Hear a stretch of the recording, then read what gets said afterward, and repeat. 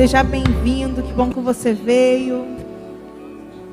Que bom que você está aqui. Amém? Diz assim a palavra: os que confiam no Senhor são como o monte de Sião, que não se abala, mas permanece para sempre. Assim como estão os montes à roda de Jerusalém, assim também está o Senhor em volta do seu povo, desde agora e para sempre. O Senhor está aqui, amém? Ele está nesse lugar. E eu quero convidar você a começar esse encontro, esquecendo das coisas que estão lá atrás, esquecendo das suas preocupações, esquecendo daquilo que tem tirado a sua paz, para que diante do Senhor você possa ser tocado, transformado, para que haja espaço no seu coração, na sua mente, para que o Senhor faça aquilo que deve ser feito em você e em mim, amém? Que a partir deste momento a gente esteja nesse lugar com uma nova disposição, com um novo olhar, esperando alguma coisa nova de Deus, porque o Senhor é assim, Ele sempre tem algo novo para nos dizer, algo novo para fazer, fonte inesgotável. Aquilo que você necessitar, Ele será, porque o Senhor é, amém? Nós te adoramos, Senhor, essa noite, Pai. Tu que és majestoso, Tu que és poderoso, soberano, essa noite, Pai, brota dos nossos lábios um novo cântico, um cântico de gratidão por aquilo que o Senhor tem feito por nós. Não podemos compreender, não podemos dimensionar, Senhor, não podemos medir, não podemos retornar. O que podemos, Senhor, é ser gratos, o que podemos é te adorar, Pai, por aquilo que Tu és. Nós te honramos, Pai. Recebe o louvor do Teu povo essa noite, Senhor. Amém.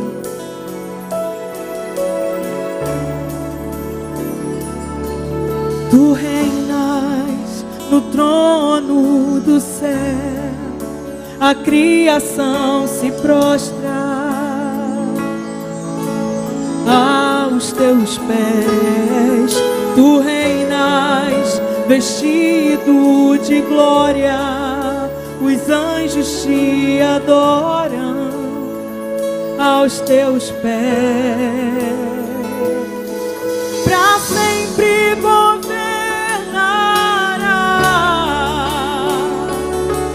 Teu reino não passará. Ó Santo Deus, fico maravilhado. Tu és muito mais do que eu possa expressar. Ó Santo Deus, quebra o vaso de alabastro sobre o Deus que sabe me maravilhar. Tu és totalmente amável, tesouro desejável, que eu vou. Essa noite, querida, adore ao Senhor. Tu és fogo apaixonado, eu sou do meu amado, e tu és Deus. Pra sempre governarás, Teu reino não passará. Ó Santo Deus,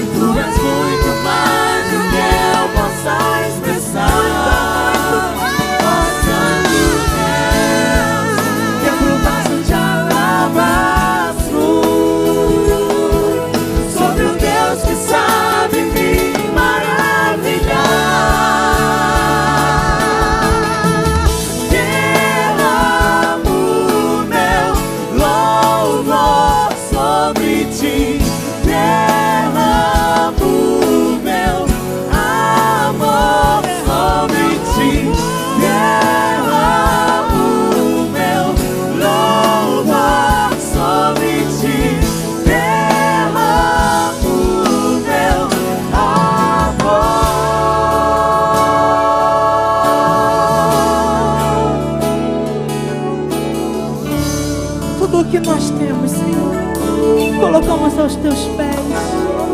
Tudo que nós temos, Senhor, colocamos diante de Ti, porque sabemos que o Senhor é aquele que potencializa o melhor que há em nós, e é o Senhor também que transforma aquilo que não é bom em nós. Por isso tudo que temos, Senhor, colocamos no altar diante de Ti, na certeza, Pai, que o Senhor sabe o que fazer com cada coisa, na certeza que o Senhor sabe o melhor para nós, e nós Te adoramos por isso, Te entronizamos por isso. Seja adorado essa noite, Senhor. Amém e amém. Louvado seja o Senhor, que nos chamou, que nos escolheu e tem nos preparado para coisas grandiosas. Amém? O Senhor é bom, querido. Disse Jesus: bem-aventurado o puro de coração, porque esse verá a Deus. Amém? Querido, se você deseja ver o Senhor, o segredo é exercitar coração puro e espírito estável. Coração puro, espírito estável. O Senhor deseja falar com você, o Senhor deseja usar você, o Senhor deseja transformar você.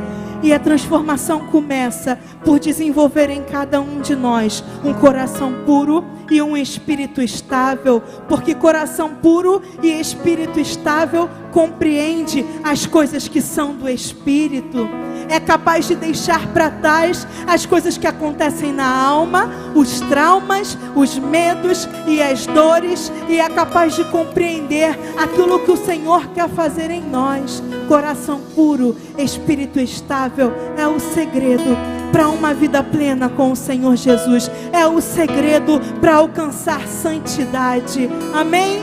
É o que nós queremos, não é verdade? Como disse o salmista: cria em mim, Senhor, um coração puro e renova em mim um espírito estável. Glória a Deus.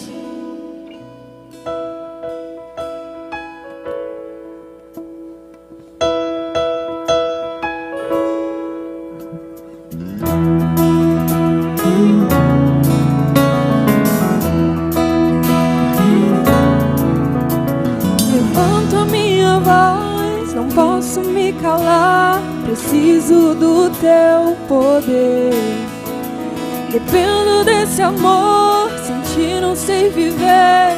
Ressuscita-me, quero de novo Te sentir, queimando como a primeira vez, cheio do Espírito, Te adorar. Me limpa, restaura, me aceita, Senhor.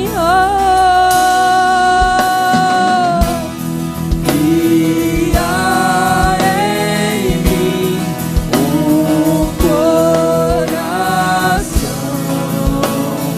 que seja o Teu lugar.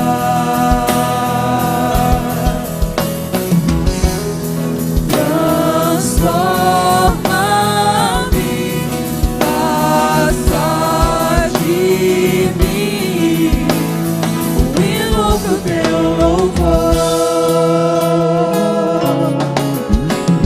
Levanto minha voz, não posso me calar, preciso do Teu poder, dependo desse amor, sem Ti não sei viver.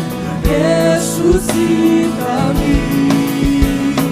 quero de novo Te sentir, queimando como a primeira vez, cheio do Espírito, Te adorar.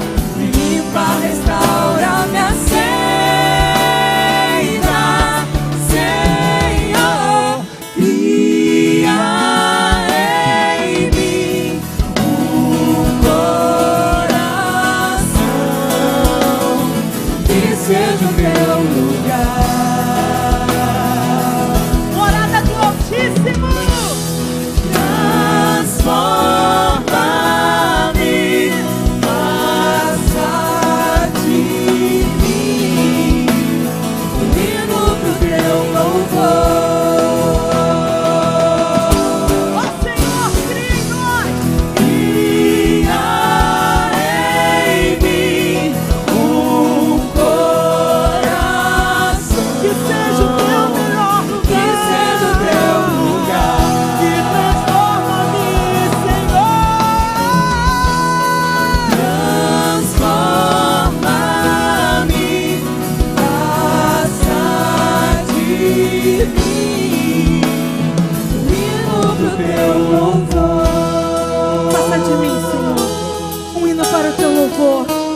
Tua glória, para a Tua glória, Senhor Jesus.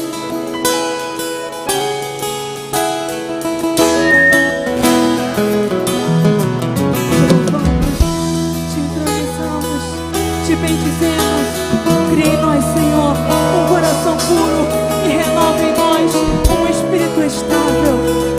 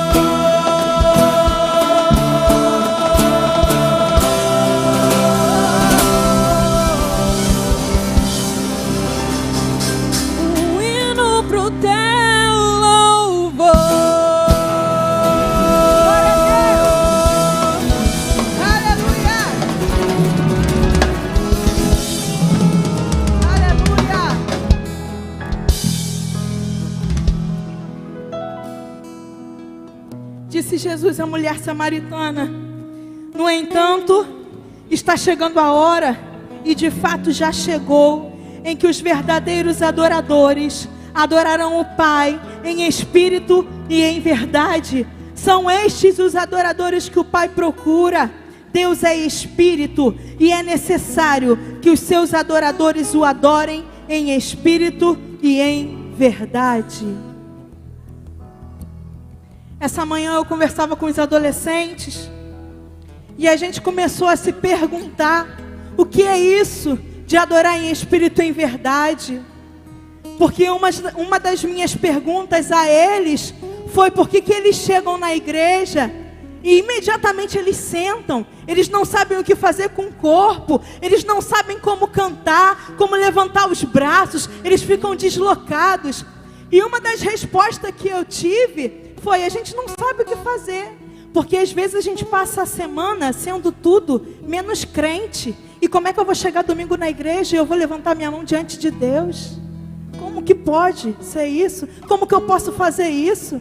Eu passei a semana fazendo tudo que eu sabia que era errado. Aquilo que eu não devia fazer, eu fiz. E como é que chega no domingo, na igreja, eu vou esquecer de tudo, abrir os meus lábios e levantar as minhas mãos? Eu disse a eles: olha, o Senhor não nos chamou para adorar com os nossos pecados, para adorar com as nossas culpas, com os nossos erros. O Senhor nos chamou para adorá-lo em espírito e em verdade. Sabe o que significa, queridos? Que a gente sendo encontrado diante de Deus como culpado ou como inocente, como filhos de Deus, é nosso dever adorar, reconhecer a soberania do Senhor, abrir os nossos lábios e adorar a Ele, porque é no meio dos louvores que Ele age, é no meio dos louvores que Ele nos transforma, é no meio dos louvores que acontecem as curas, é no meio do louvor que acontecem a reconciliação, é no meio do louvor que milagres acontecem. Então, querido, se neste lugar Você chegou aqui, você está aqui sem saber o que fazer com as suas culpas, com as suas amarguras, com os seus rancores, com a sua dor, com as suas preocupações. Eu devo te dizer, lance sobre Ele, porque Ele tem cuidado de nós. Basta cada dia o seu mal, o Senhor cuidará das suas preocupações, o Senhor cuidará da tua enfermidade, o Senhor cuidará daquilo que te tira o sono. Mas diante de Deus resta aquilo que é devido a Deus, que é a gratidão, é o louvor, é aquilo que de melhor existe no teu coração. Coloque diante dele aquilo de bom que existe em você e aquilo que precisa ser transformado em você, porque não existe outra pessoa, não existe outro lugar capaz de transformar o ser humano do dedo do pé ao fio de cabelo, senão na presença de Deus. Só Ele pode mudar corpo, alma e espírito e fazer de você alguém que ninguém acredita que você é. O Senhor te deu todo o poder para ser aquilo que Ele escreveu para você, para ser aquilo que Ele planejou para você. Querido, não deixe passar, lance mão, não deixe os teus pecados escurecerem a teu olhar, não deixe os teus medos te esconderem da raridade de pessoa que o Senhor criou. Você é aquilo que Ele diz que você é. Você é um milagre. Você é um milagre. Você é um milagre. Quem te via antes não pode acreditar naquilo que você é hoje, porque você é um milagre. E quem te verá no futuro não reconhecerá a pessoa que você é hoje, porque você nasceu para ser um milagre. Glória a Deus. Nós te adoramos por isso, Senhor Jesus.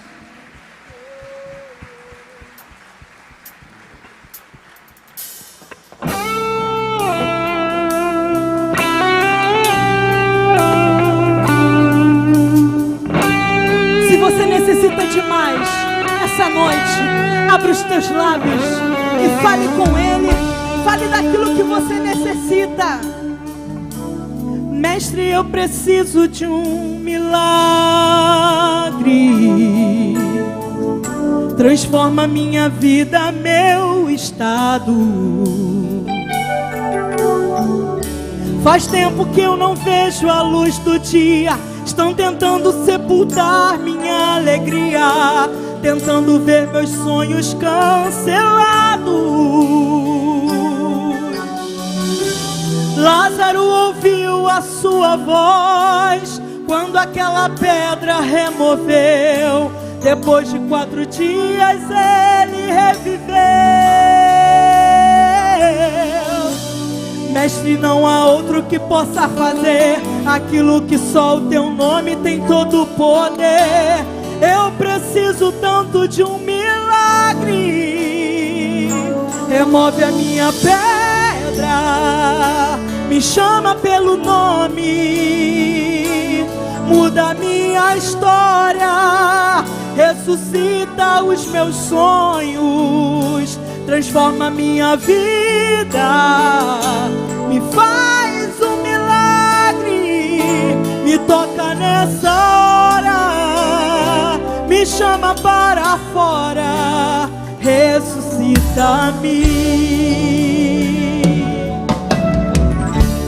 Mestre, eu preciso de um milagre. Se você precisa de novidade de vida, peça a Ele, porque está nele toda a possibilidade. Está no Senhor aquilo que você precisa. Não vejo a luz do dia, estão tentando sepultar minha alegria, tentando ver meus sonhos cancelados. Ninguém pode acreditar, mas o Senhor, aquele que te fez sonhar, nele está aquilo que você precisa. Depois de 4 dias ele, aleluia. Mestre, não há outro que possa fazer aquilo que só o teu nome tem todo o poder. Eu preciso tanto de um milagre. Remove a minha pedra,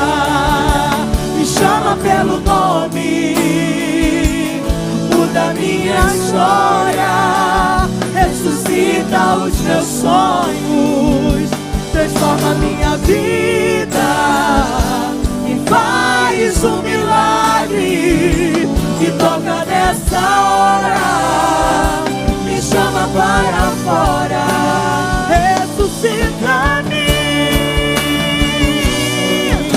Tu és a própria vida, a força que há em mim. Tu és o Filho de Deus, que me ergues a vencer. Senhor de tudo em mim, já ouço a tua voz, me chamando pra viver uma história de poder.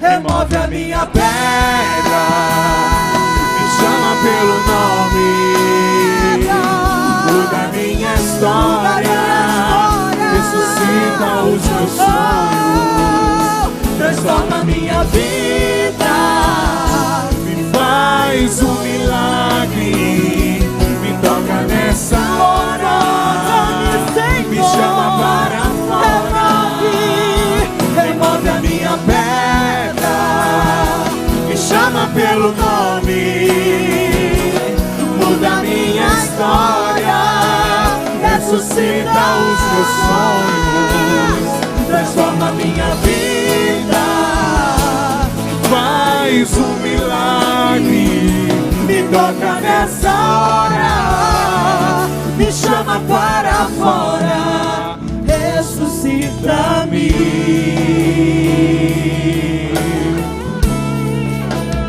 Oh Senhor, Deus de poder, ressuscita-me.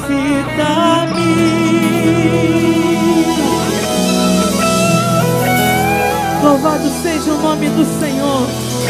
Aleluia. Muito bem, meus irmãos, sem mais delongas, o César, no final da sua ministração, estava lembrando que nós saímos do lado ferido de Jesus, que nós fomos comprados pelo sangue remidor que saiu daquele corte feito pelo soldado quando Jesus estava crucificado. De lá, a água fluiu e fluiu também sangue. E eu queria fazer uma leitura com você para que se consolide isso dentro dos nossos corações. A igreja, ela tem sua origem, a matéria-prima que constitui a igreja é o Cristo.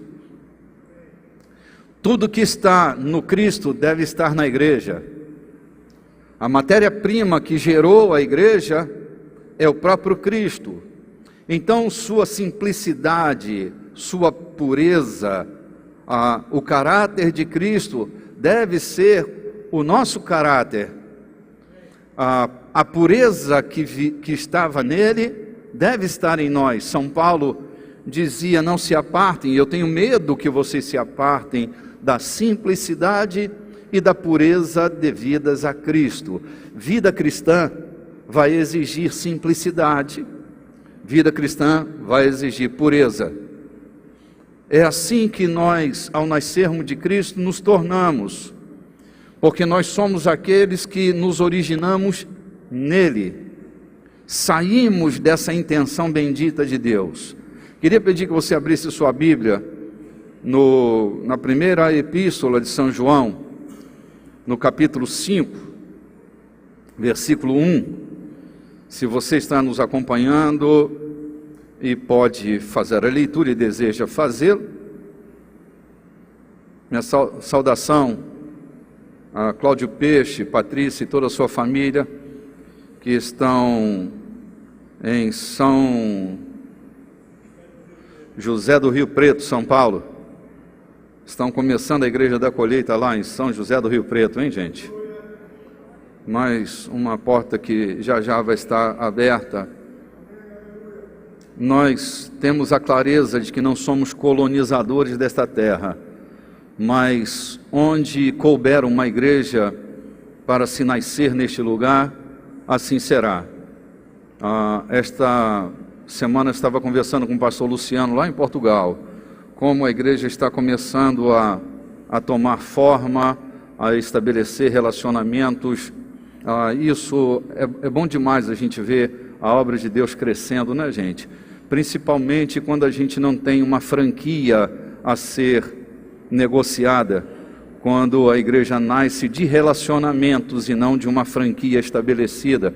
Isso dá uma segurança enorme. Se você abriu aí a sua Bíblia, na primeira carta de São João, capítulo 5, versículo 1, diz assim: todos aqueles que creem que Jesus Cristo é o Messias são filhos de Deus. Quantos de vocês creem que Jesus é o Messias? Então temos alguns filhos de Deus aqui, né? Será que todos creem que Jesus é o Messias? Muito bem. E quem ama um pai, ama também os filhos desse pai. Nós sabemos que amamos os filhos de Deus quando nós amamos a Deus e obedecemos aos seus mandamentos, pois amar a Deus é obedecer aos seus mandamentos. Eu estou lendo na Bíblia, na linguagem de hoje, ok, gente? Os seus mandamentos não são difíceis de obedecer, porque todo filho de Deus pode vencer o mundo. Assim como a nossa fé conseguimos a vitória sobre o mundo. Quem pode vencer o mundo? Somente aquele que crê que Jesus é o Filho de Deus. Jesus Cristo é aquele que veio com a água do seu batismo e o sangue da sua morte. Ele veio com água e com sangue, não somente com água. E o próprio Espírito Santo é testemunha que isso é verdade, porque o Espírito é a verdade. Há 3 testemunhas: o Espírito, a água e o sangue. E esses 3 estão de pleno acordo. Ponto. De pleno acordo. Nós nascemos do Espírito. Nascemos da água e nascemos do sangue. Vocês se lembram da alegoria que eu criei? Repetidamente eu tenho feito isso. Que o lado de Jesus foi rasgado, e quando o soldado rasga seu lado ferido, seu lado que ele feriu, corre água e corre sangue. Bom, água é o elemento da purificação, e o sangue é o elemento da redenção. Nós fomos comprados pelo sangue que foi derramado do lado ferido de Jesus. Portanto, a matéria-prima que constitui a igreja, não a instituição igreja, mas a igreja que somos nós, indivíduos. A matéria-prima que forma a nossa irmandade e o nosso caráter se deriva da matéria-prima chamada Jesus. Ele é o nosso modelo paradigmal, é o modelo inspirador, é o modelo que nos inspira e que fundamenta a nossa vida. Se alguma coisa há em nós que não está de acordo com o caráter de Cristo, estamos precisando de uma revisão de vida urgente, porque devemos nos assemelhar a Ele. É na semelhança dEle que eu e você nascemos dEle.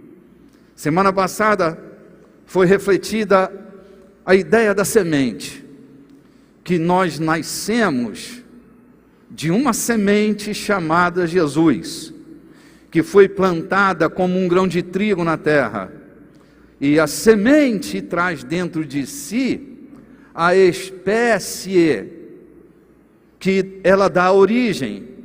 Então, quando Jesus foi plantado na terra, Ele era uma semente que Deus plantou. E todos nós que nascemos desta semente, temos a mesma espécie. Então, a nossa relação cristã, ela é supra-religiosa. Nós somos resultados do nascimento de uma semente, não de uma religião. Esse grande equívoco se tornou talvez o maior borrão teológico que vem tocando, uma armadilha histórica que vem tocando a igreja. A igreja se tornou uma imperialista da fé, uma conquistadora de territórios, e não na simplicidade de Jesus, que só tinha uma pretensão: construir amigos. O que Jesus fez foi uma rede de amigos. Essa era a pretensão máxima de Jesus, era se tornar amigos daqueles que andavam com ele. Jesus nunca tentou dominar quem quer que seja. A intenção de Jesus era libertar e não dominar. Você nunca libertará alguém que você exerce domínio sobre este alguém. A intenção de Jesus era pôr cada um de nós como uma pessoa livre para viver a vida com a intensidade que a cada um de nós foi proposta. Eu dizia domingo passado que nós somos libertadores de alguma área da vida, porque a grandeza da história que nós carregamos dentro de nós, às vezes ofuscada pela dor, pela necessidade, pelas carências, às vezes limitada pelo modelo de educação, pela estrutura da educação, seja da educação escolar, seja da educação da casa, que nos limita o tempo inteiro. Mas cada um de nós carrega uma história espetacular de libertação. Você nasceu para libertar alguma área da vida, você é um libertador. Jesus não trouxe você a Ele, você não nasceu dele para viver uma vida comum. Eu estava lendo um grande escritor, ele dizia: se é para viver neste planeta, por que viver uma vida comum? Ele dizia: eu estou destinado por Cristo a viver uma vida incomum. Esse não é um privilégio do entendimento dele, esse é um caminho aberto para cada um de nós, o privilégio de vivermos vidas incomuns. Com essa breve introdução, quero ir a um outro texto dessa noite. Por gentileza.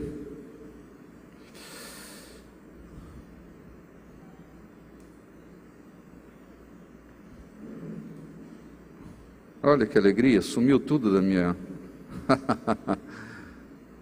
Que loucura, hein? Já aconteceu com você isso, que de repente some tudo? Fico feliz, alguma coisa boa vai acontecer hoje aqui, né? Porque se Deus tira tudo das minhas vistas, eu acho que Ele quer que eu confie no depósito, né? Oh, meu Deus do céu. Abra sua Bíblia mais uma vez, se ela está aberta. Eu acho melhor você deixar ela aberta logo de uma vez, né? Você está num culto, né? Não é a sessão das 11. Vamos lá, gente. 1 Pedro, capítulo 1, versículo 18. Não quero ser redundante, mas eu preciso acentuar este conceito. Sabendo que não foi com coisas corruptíveis, como prata, ouro, que vocês foram resgatados da vã maneira de viver que por tradição receberam dos seus pais. Eu estou com esse texto reforçando meu conceito da introdução. E Pedro chama o modelo de vida fora de Cristo uma vã maneira de viver. Uma vida voltada para a sua própria história e não para marcar a história. Uma vida às vezes reducionista e não uma vida que transborda para a vida dos outros. Quando nós fomos resgatados, lembra do sangue que resgatou, do sangue remidor? Pois bem, nós fomos resgatados da vã maneira de viver, do modelo de vida que nós vivíamos sem as lentes de leitura da vida chamado Jesus. Quando nós fomos resgatados e enxertados nele, ele colocou em nós sua mente. Nós temos a mente de Cristo, dizia São Paulo. Ele nos deu a sua mente. Ele nos deu a nossa maneira de perceber, a nossa nova maneira de perceber o outro e o mundo à nossa volta. Ele nos deu a capacidade de enxergarmos com clareza, objetividade, onde é que nós estamos, onde é que o outro está, sem que nós nos percamos na vida. Ele nos tirou da vã maneira de viver e deu sentido às nossas vidas. Cristo se tornou para nós o verdadeiro sentido da vida. Nele encontramos nós não só o sentido da vida, mas encontraremos também o sentido na vida. Porque nem sempre nós estamos bem organizados por dentro. Às vezes a gente se organiza, assim, completamente a gente se desorganiza. Ele, na pessoa do seu Espírito, se tornou em nós o grande organizador da nossa mente. Nos deu a mente de Cristo. Então nós temos uma possibilidade de um novo modelo de enxergar as coisas, de interpretar as coisas. Aquele caído que habitava em nós, que via tudo pela perspectiva negativa, ele foi sucumbido lá na cruz, e ele nos enxertou com uma visão vitoriosa da vida. Muito bem, abra sua Bíblia mais uma vez, Lucas capítulo 6, Lucas capítulo 6, versículos 47, 48 e 49, 3 versículos. A maioria de nós conhece bem esse texto, mas não vou desprezá-lo porque nós o conhecemos muito bem. Todo aquele que vem a mim e ouve as minhas palavras e as pratica, eu vos mostrarei a quem é semelhante. Ouve e pratica. Eu vou mostrar a vocês a quem este homem é semelhante. Verso 48. É semelhante a um homem que, edificando uma casa, cavou, abriu profunda vala e lançou os alicerces sobre a rocha. E vindo a enchente, arrojou-se o rio contra aquela casa e não a pôde abalar, por ter sido bem construída.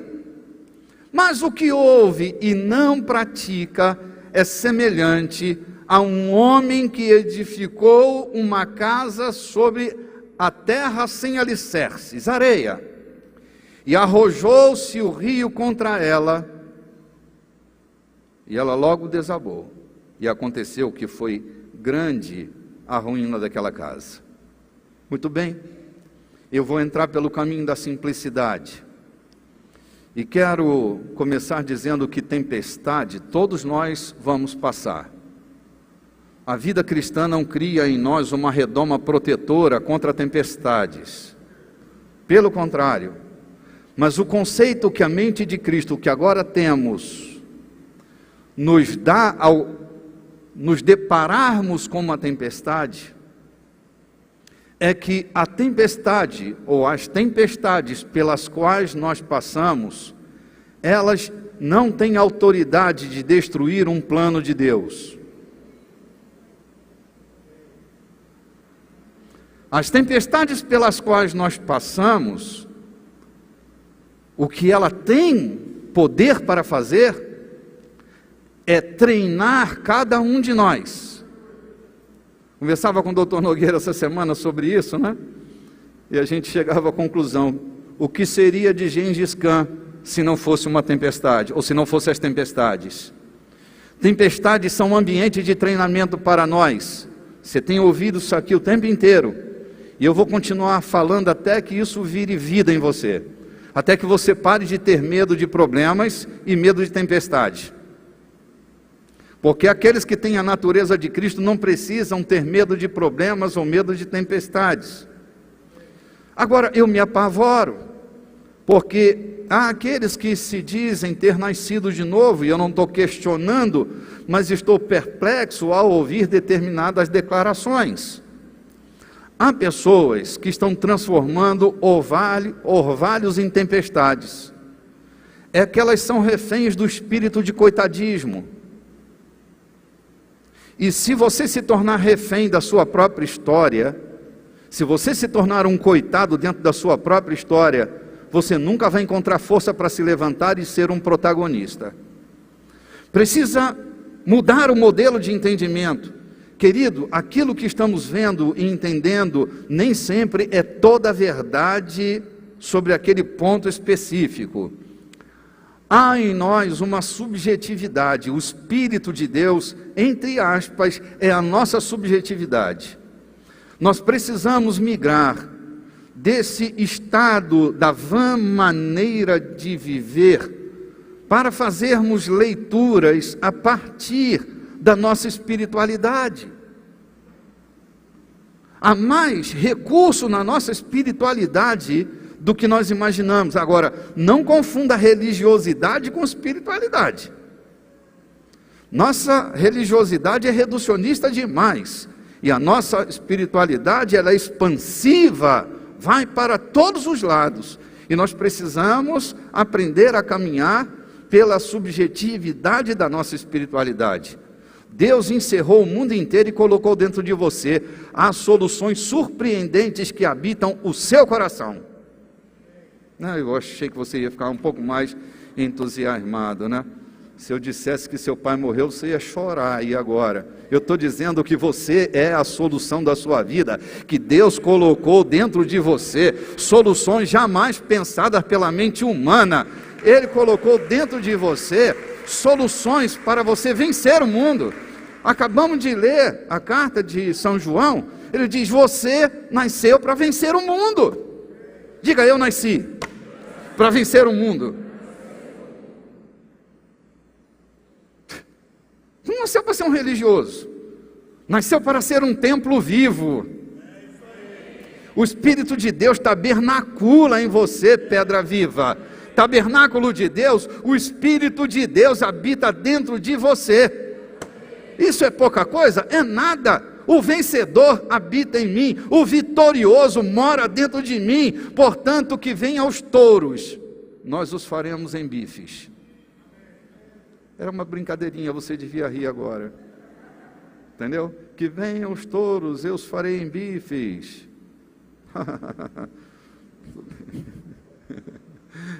Oh, meu Deus do céu, não faça. E eu me lembro da semana passada que eu dizia: não leve tudo ao drama, minha irmã. Ei, irmão, não leve tudo ao drama. Há coisas que são tão simples. Pare, se concentre, mergulhe na fé. Você está plantado num alicerce e se cavou profunda a vala. A tempestade não vai tirar você do lugar. Você que é um homem prudente precisa lançar profunda a vala sobre a rocha. Quem é a rocha? A rocha é a palavra. A rocha é a palavra.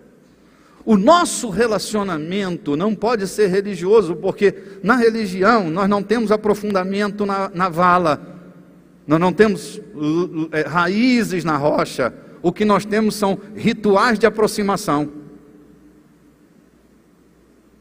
Estão entendendo o que eu estou falando? Desculpe se eu firo sua religiosidade, mas eu estou sendo honesto com você. O que aproxima você de Deus é a palavra, é o fundamento que lançamos nela, é o crédito ao elencar as prioridades da sua vida.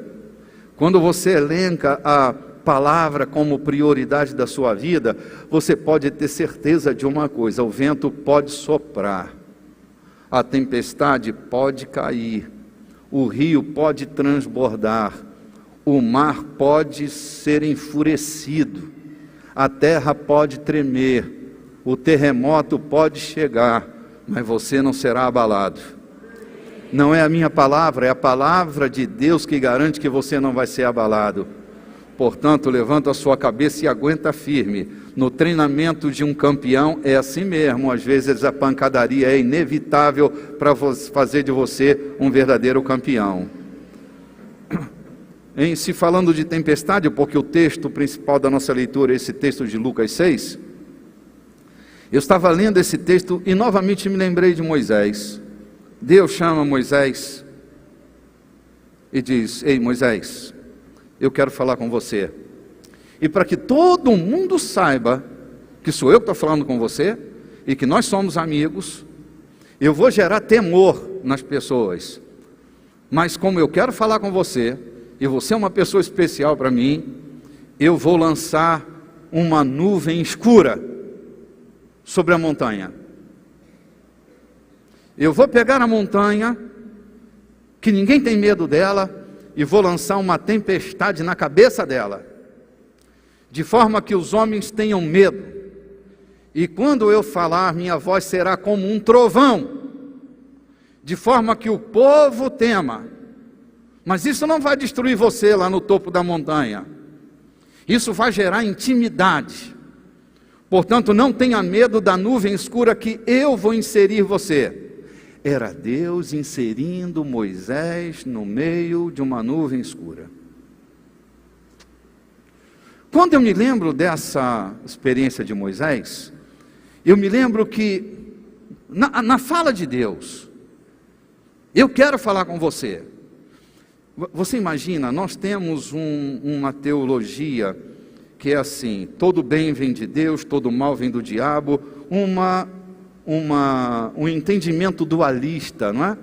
Uma teologia quase helênica, ou por que não totalmente helênica, reducionista. Lembra que eu falava da filosofia grega? Tem algum filósofo aqui? Meu respeito aos filósofos, mas eu não posso me calar.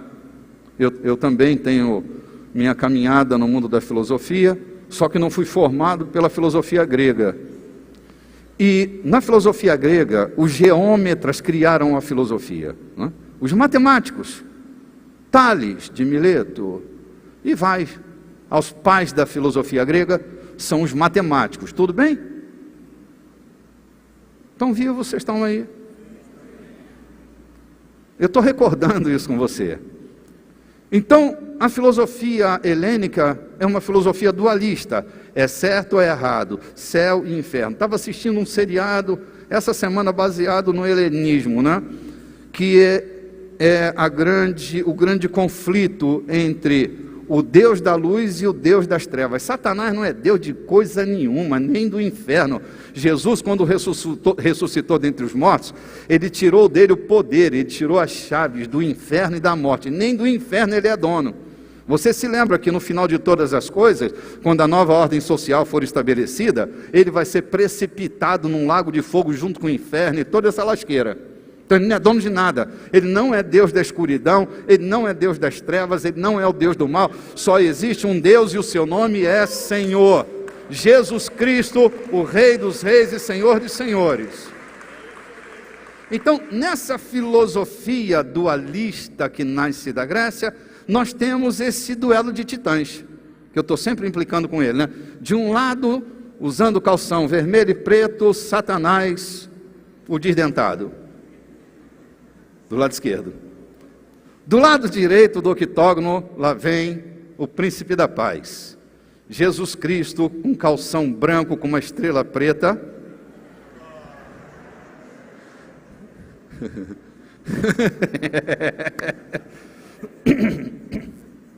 Quando você estiver com o microfone na mão, você pode mudar a história, tudo bem? Esse é o privilégio de monologar. Pois bem, isso não existe, gente. Não tem ringue no céu, não tem ringue na terra. Jesus, Ele era, é e será o mesmo eternamente, Senhor sobre todas as coisas. Esquece esse negócio do diabo estar no governo. Levei um tropeção. Satanás. Tem tudo. Você entra no reino de Deus, Satanás continua na tua vida, te oprimindo o tempo todo, sai dessa. Você nasceu de novo, não é? Muito bem, tanto entusiasmo, eu também estou aqui entusiasmado. Escuta, Deus fala, grava isso no seu coração. O dia que você gravar eu vou parar de falar, mas quando você não gravar eu vou repetir, pelo menos para te trazer a memória. Deus fala com pessoas especiais no meio das nuvens escuras. Há cínicos que nunca vão mudar, porque eles não são capazes de encarar uma nuvem escura. Eles só querem a fé para se beneficiar. Queridos, a nossa fé é assim: se Jesus Cristo quiser nos poupar da fornalha, nos poupará. E se não quiser, não nos poupará. Servimos a Deus para a vida ou para a morte. Esquece esse negócio. A nossa fé é profunda. E o que nos garante a sobrevivência no meio de uma tempestade é estar plantado na rocha. A palavra deve ser a âncora da sua alma. Você precisa estar ancorado na palavra, precisa ler a palavra, precisa meditar na palavra, precisa se aprofundar na palavra. A Bíblia não pode ser para você um aeroporto de mosquito lá no seu escritório. A página do Salmo 91 chega a estar amarela, cheia de pinta preta. O 23 encardido. Ei, não é 23, não é 91, não é 102. É a palavra. Mergulha e olha, é no espírito da palavra que você precisa ir, não só na literatura. A literatura é boa, amplia nosso leque de conhecimento, a Bíblia tem coisas magníficas, mas você precisa acessar o espírito da palavra. O espírito da palavra é aquele que continua dando a você a garantia, a esperança de que a sua alma está ancorada na fé e que ainda que haja tempestade, ela promoverá você e não vai destruir você. É assim, em quem você vai se tornar? A Ele a glória. Quando ninguém sai o mesmo de uma tempestade, escuta, eu vou falar aqui, ninguém sai da mesma maneira que entrou dentro de uma tempestade. Ou sairá maior, ou sairá menor, mais forte ou mais abatido. Uma tempestade nunca vai deixar você da mesma maneira que você entrou dentro dela. Então presta atenção, que quando uma tempestade aparecer na sua vida, lembre-se, Deus está no meio dessa tempestade. Aliás, Jesus disse: eu vou estar com você todos os dias, até a consumação dos séculos. Você pode estar no meio de uma tempestade, mas se Jesus estiver com você, o barco não afunda, a tempestade muda de trajetória, a força se enfraquece, porque Jesus é o Senhor das tempestades. Se tem um Thor nessa história, o nome desse Thor é Jesus Cristo, Filho de Deus. Ele é o Senhor das tempestades, Ele é o Senhor dos ventos, Ele é o Senhor da chuva, Ele é o Senhor do relâmpago, Ele é o Senhor dos céus, Ele é o Senhor da terra. Ele está dentro de você. Rapaz, bota um colchão aqui semana que vem que eu quero rolar e não quebrar meu ombro. Sim, eu fiz um rolamento outro dia, quase que eu quebro meu ombro. Fiquei, acho que bem um mês e meio de molho. Acho que não dá mais para mim, eu estou achando que dá. Vai. O espírito da palavra é uma bússola na mente de uma pessoa que nasceu do espírito da palavra. Ó, o que eu estou te falando? Que o espírito da palavra é uma bússola na mente de uma pessoa que nasceu do espírito da palavra. E você nasceu do espírito da palavra. Você não foi trazido a Deus por uma boa ideia, por uma compulsão emocional. Você foi trazido pelo seu espírito, que foi influenciado pelo Espírito de Deus, e quando você se aproximou dele, ele botou dentro de você a divina semente, e agora você tem o DNA de Deus na sua vida. A sua história não é mais a mesma. Novo nascimento não é uma introdução no caminho da religião. Novo nascimento é uma mudança de natureza. Você tinha a natureza do primeiro Adão caído, fracassado. Você vivia na vã maneira de viver. Agora que você está em Cristo, entrou pela porta, a porta conduz você até o Cristo. Você é agora uma imagem perfeita dele, andando pelas ruas de São Luís, caminhando pela malha viária, andando pela malha rodoviária, andando pelos céus desse país. Você é uma pessoa parecida com Jesus. Compreende? Precisa se identificar e renunciar. Eu estava pensando hoje, oh meu Deus, agora que eu vou entrar na palavra, já está acabando.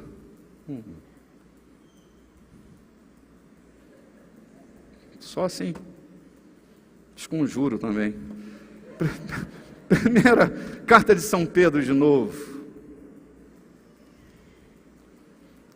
capítulo 1, versículos de 5 a 8. Eu não posso esperar muito, porque a gente está fazendo a transmissão pela rádio. Se eu levo aqui uma respiração maior, as pessoas acham que saiu do ar e está trocando de canal. Então, eu preciso continuar falando aqui, eu não posso dar uma pausa muito longa. Querido, que elegância, hein? Parabéns, coisa linda. Você está fino trato. Parabéns, viu, cara, pelo esforço. Tenho o maior orgulho de você, cara. Parabéns, viu, pela força, pela dedicação. Vamos lá, gente. Eu estou elogiando um homem que perdeu cerca de 50, 40 quilos já. 45 quilos. Eu estou querendo perder 5, estou fazendo um esforço miserável, nada anda aqui. Quanto mais eu bebo água, acho que a água está cheia de gordura, porque eu bebo água e engordo. Eu descobri, eu me amar, assim, eu gosto de cozinhar. Aí, meus programas prediletos são os programas de culinária, né? Eu acho que eu estou engordando só de ver aquela comida, cara. Eu saio dali me sentindo assim, com fastio, né? Eu estou achando que é a água e os programas. Eu vou fazer dieta de água e dos programas. Passar a comer só gordura de picanha agora, é uma dieta... Vamos lá, gente. Primeira carta de São Pedro, capítulo 1, versículo de 5 a 8. Olha que coisa tremenda essa. Por isso mesmo, vós, reunindo toda a vossa diligência, associai com a vossa fé a virtude. Com a virtude, o conhecimento, com o conhecimento, o domínio próprio, com o domínio próprio, a perseverança, com a perseverança, a piedade, com a piedade, a fraternidade, com a fraternidade, o amor. Porque estas coisas existindo em vós, e em vós aumentando, fazem com que não sejais nem inativos, nem infrutuosos, no pleno conhecimento de nosso Senhor Jesus Cristo. Olha que percepção desse homem. Ele associa a nossa falta de frutuosidade na vida e a nossa inatividade na vida, ou seja, o desbussolamento, a ausência de sentido na vida, a usarmos uma fé que não está associada a outros valores. Porque assim, falar de fé, uns fé de mais, outros fé de menos, mas todo mundo tem fé. A cacofonia, desculpe, o português é uma lasqueira, né? Tem esse negócio de cacofonia, isso mexe com a cabeça da gente. Mas muito bem, respeitando a cacofonia, uns têm uma fé baseada na espiritualidade, e outros têm fé no seu princípio natural. Então, todo mundo tem fé. Eu tenho fé que vou entrar dentro do ônibus, o motorista vai me conduzir até o meu destino pretendido. Eu tenho fé que o carro não vai bater. Eu tenho fé que o impossível pode se tornar possível. Cada um tem o seu modelo de fé. E Pedro está dizendo assim, que eu preciso unir à fé algumas questões. E eu quero começar hoje com essa breve introdução. Eu quero começar hoje falando sobre o primeiro ponto que Pedro diz que a gente deve associar à fé. É como uma boa carne que a gente precisa temperá-la e usar os temperos corretos para que o sabor prevaleça. Não usar temperos excessivos. Imagina, assim, você gosta de temperar e você tem lá na sua casa seus vidrinhos de tempero, aí você bota num quilo de carne, uma costela, por exemplo, que é a carne mais saborosa que tem, né, a costela. Você coloca nessa costela uma colher de sopa de cominho. Aí você bota uma pitada de sal, uma pitada de manjericão, umas folhinhas de manjericão. Imagina o que você vai comer. Não sabe o que você vai comer? Cominho. Porque o cominho rouba a cena de todo o tempero que você colocar, então ele tem que ser discreto. Assim. Na minha preferência, nem isso. Mas quem gosta de cominho tem que ser assim, né? Um cheirinho, longe, para que alguém diga, acho que tem cominho aqui. Mas tenha dificuldade de achá-lo, senão ele vai roubar a cena de tudo. Assim é a fé. Você precisa associar na medida certa elementos que vão tornar você uma pessoa frutuosa e ativa. Primeira coisa que Pedro cita é que devemos associar a fé à virtude. A palavra traduzida por virtude, em algumas versões, ela é traduzida como poder. Poder. Imagina, eu tenho uma fé, mas essa fé não gera poder realizador de coisa nenhuma. Toda a fé que eu tenho, ela só me leva a contemplar a vida, mas não me leva a ser uma pessoa operosa e poderosa diante das circunstâncias que eu me envolvo dentro delas. Essa fé não me fará operoso, não me fará realizador. A fé não pode ser só uma tábua de salvação para as minhas necessidades emocionais e financeiras. Se tudo que eu espero da fé é que ela produza um resultado na minha vida emocional, se tudo que eu espero é que as minhas necessidades sejam atendidas pela fé, eu estou reduzindo a grandeza da fé. Quando eu transformo a fé no aparato que eu utilizo para que as minhas necessidades sejam atendidas, eu reduzi a grandeza de Deus. Quando eu olho algum marketing da igreja dizendo, traga o seu marido em 7 sextas-feiras na corrente da oração forte, eu me assusto. Eu me assusto. Porque se nós basearmos a nossa fé nessa tábua de salvação da nossa vida sentimental, emocional, nós estamos reduzindo a fé. Porque Deus, quando coloca a fé dentro da vida de um homem, é um poder que vai além das minhas necessidades. É um poder que derrama para a vida de todo o planeta. A fé é um poder realizador na sua vida.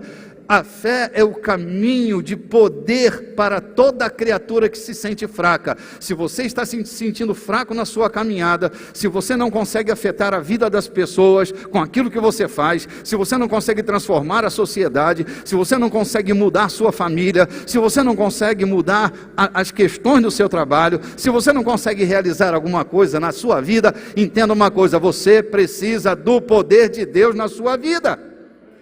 Às vezes eu tenho fé, mas é uma fé que contempla, só contempla, admira. E talvez seja um grande escudo para nos proteger dos ataques das coisas que aparecem. Mas isso é insuficiente para a fé. Se a fé é um escudo protetor, ela também é a ponta de uma lança que gera vitória na nossa vida. Então ela precisa dar coragem a você.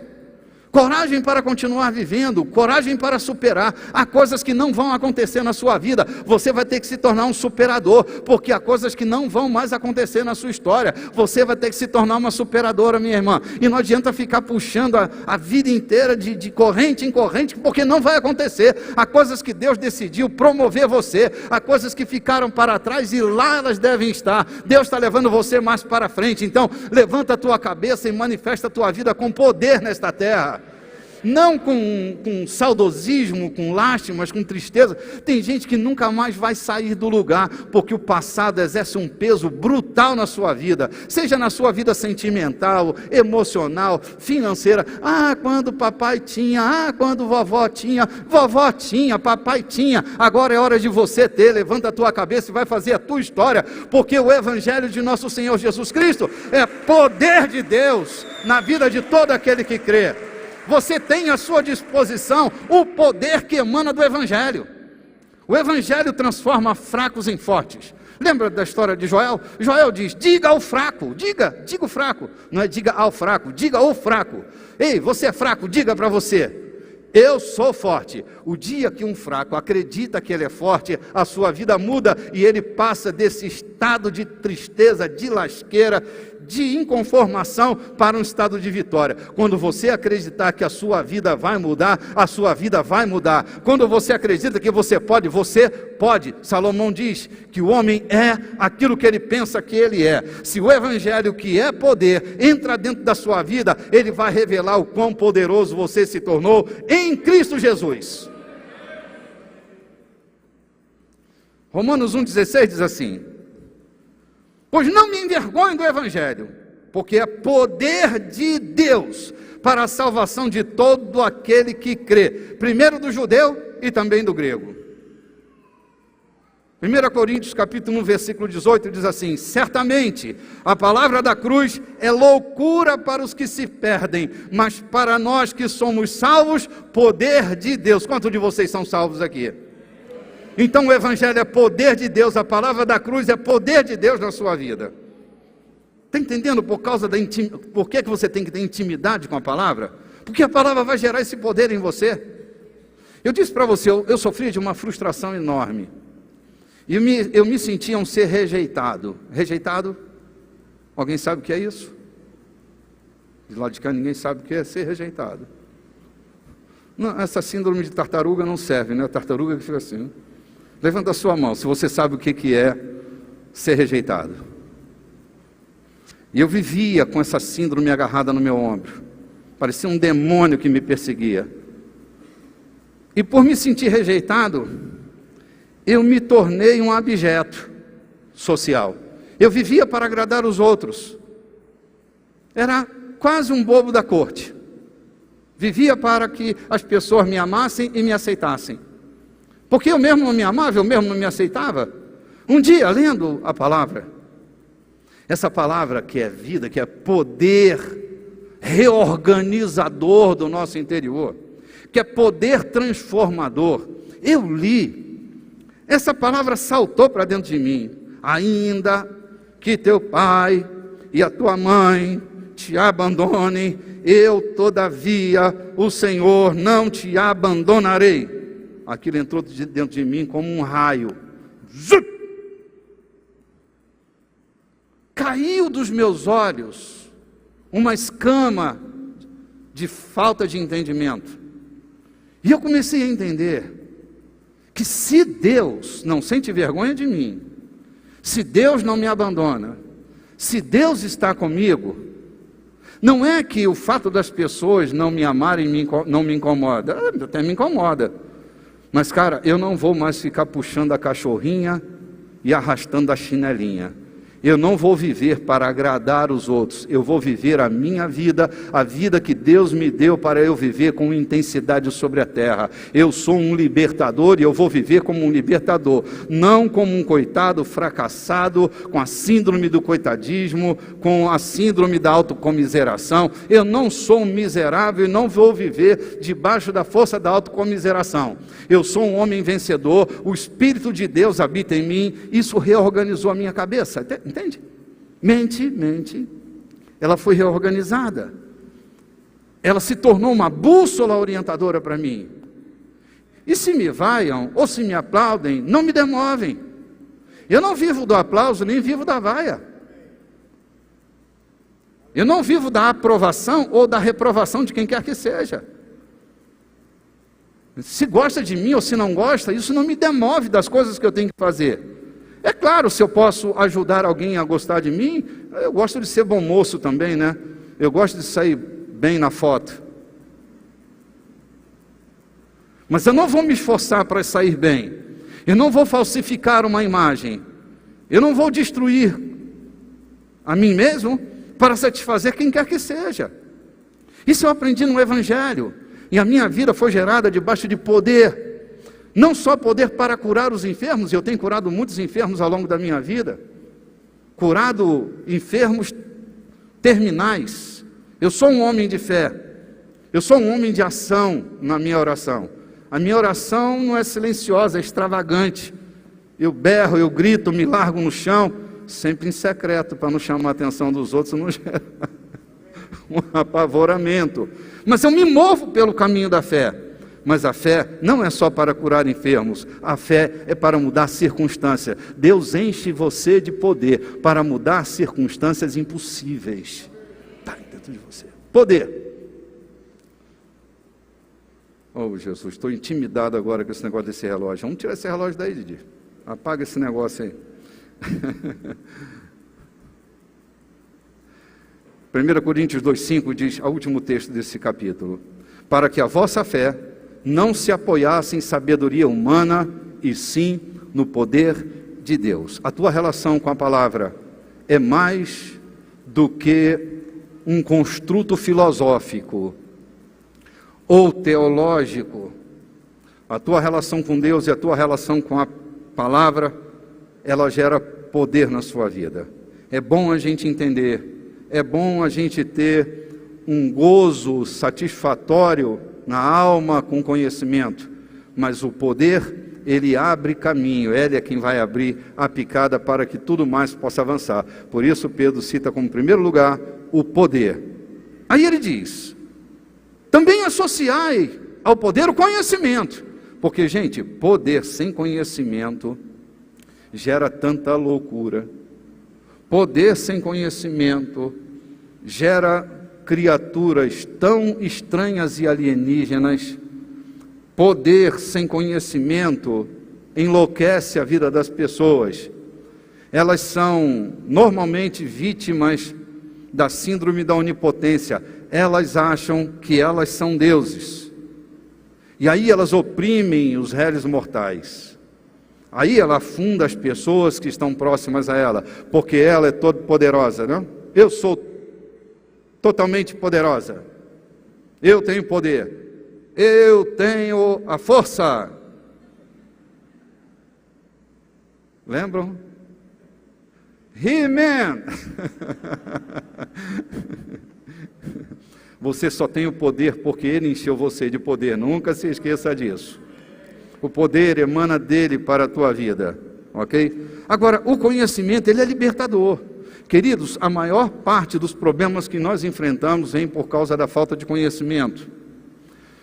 Oséias capítulo 4, versículo 6, é um dos textos preferidos para mim, que lido com a área do conhecimento. Diz assim, o meu povo está sendo destruído. Assim, é Deus falando, e o profeta Oséias vai registrar a fala de Deus. Oséias 4, 6. O meu povo está sendo destruído. Olha que Deus que está falando, o meu povo está sendo destruído. Por quê? O que destrói o povo de Deus? O que destrói você? Alguém diria assim, quem destrói o povo de Deus é o pecado. Será? Paulo, escrevendo aos Romanos, diz, o pecado já não tem mais domínio sobre vós. Jesus nos livrou da égide do pecado, do governo do pecado. Então, o pecado tem mais domínio sobre nós. É uma opção, uma escolha. E não venha de churumela, é uma decisão, é uma escolha. Será o diabo? diabo. O apóstolo dizia assim: o diabo, vosso adversário, anda em vosso derredor, rugindo como um leão. É como um, não é que ele é um, ele ruge como um. Aí o apóstolo diz: resisti-lhe firmes na fé, sujeitai-vos a Deus, resisti ao diabo, e ele fugirá de vós. Então será o diabo que tem poder sobre nós? Jesus esmagou a cabeça da serpente? Será que o diabo tem poder sobre nós? O que é que destrói o povo de Deus? E o Senhor vai responder: porque falta ao meu povo conhecimento. Porque tu, sacerdote, que devia gerar conhecimento, gerou religiosidade, mas não gerou conhecimento. E a falta de conhecimento está destruindo o meu povo. Então abre teu olho, porque conhecimento da verdade liberta o ser humano. O conhecimento da verdade liberta você, me liberta e me faz na dimensão que a palavra, olha, eu sou aquilo que a Bíblia diz que eu sou o que a palavra diz que eu sou, eu não sou o que eu estou sentindo, eu não sou o que eu estou pensando, eu sou o que a palavra diz que eu sou. Portanto, não tem jeito, se você quer crescer no conhecimento, precisa conhecer a palavra. Ela vai gerar tanto conhecimento, porque a sua mente, que agora também é a mente de Cristo, ela que é a mente do Verbo, ela vai gerar o conhecimento do Verbo, ela vai substantivar a tua vida o tempo inteiro, porque o Verbo precisa de substantivação para se expressar. O verbo sozinho não se expressa, ele precisa de um substantivo para dar sentido a ele. E Deus escolheu as nossas experiências, Ele separou cada experiência minha, cada palavra sua, para substantivar o verbo, para que haja sentido na palavra, a palavra que foi liberada de uma vez por todas na sua vida. Dizia o poeta: a palavra de vitória já foi liberada a nós. Você tem a palavra de vitória na sua vida. Portanto, abra a sua mente, abra seu coração, deixa a luz de Deus entrar dentro de você. Tenha intimidade com a palavra. Ela vai tirar você de cada buraco, de cada lasqueira, de cada situação, porque a palavra vai se revelar a você, e ela vai mostrar a você que o conhecimento que vem dela faz de você um homem maior do que você jamais pensou que pudesse ser, uma criatura mais forte do que você pensou que pudesse ser forte. A palavra, ela tem o poder de entrar em você e não só mover a sua mente, esse ente imaterial do teu ser, mas o conhecimento pode mudar as tuas células. Ele pode trazer cura para o teu corpo. Ele pode trazer cura para as tuas células, mas ele também muda a tua faculdade. Eu termino por aqui. Eu me aproximei da igreja e eu tinha muitas dificuldades de metabolizar a informação. Me sentia completamente perdido, porque eu não conseguia juntar as ideias e formar um conceito. Em algum momento da minha adolescência eu fui me perdendo e comecei a conhecer a palavra, e a palavra foi entrando, e ela foi entrando, e ela foi entrando, e ela foi entrando, e ela foi se expandindo dentro de mim. Começou a curar essa dissonância cognitiva, sarando minhas memórias. Eu não tinha boas memórias, parte das memórias me machucavam muito, e ele foi lá e curou minhas memórias, transformou meu ser. Você precisa de uma experiência com Deus. Não só da experiência do pregador, você precisa ter a sua experiência com Deus. A mulher de Sicar vai andando, se aproxima de Jesus, ouve todo o fator libertador da vida dela, ela volta para Sicar, conta para todo mundo o que aconteceu, gera interesse nas pessoas, e as pessoas vão conferir aquilo que a mulher disse. Quando eles voltam para Sicar, dizem para a mulher: mulher, agora não é mais pelo que tu dizes, nós mesmos temos visto e ouvido, e sabemos que Ele é o Messias de Deus. Você precisa ter sua experiência com Deus, a sua, não a minha. Eu estou aqui para instruir você na fé, mas gerar intimidade com Deus é um fator individual e pessoal. Minha avó nunca gerou fé para a minha vida pessoal, ela gerou fé para a vida dela. Meu avô era um homem de oração e ele gerou fé para a vida dele, mas ele não podia fecundar a fé dele na minha fé. Ele me ensinou muitas coisas, ele caminhou comigo no caminho da oração, mas ele não gerou fé em mim. Ele me inspirou como um modelo de homem íntegro, mas o que gerou força, fé, capacidade de superação foi o entendimento, a compreensão, a revelação de que Jesus não era uma experiência intelectual, Jesus era uma experiência do meu espírito. Ele nasceu na minha vida. Entender isso, por isso que eu falo tanto disso, que para eu entender isso levou muito tempo. Eu achava que a fé era resultado desse assentimento intelectual. Entendi. Às vezes a gente só entendeu a historicidade de Jesus. A gente até acredita na morte histórica, na vida histórica de Jesus, e crer na historicidade de Jesus não transforma você num homem de fé. É a tua relação com Ele. Agora, deixa eu te dizer a última coisa, se Deus quiser.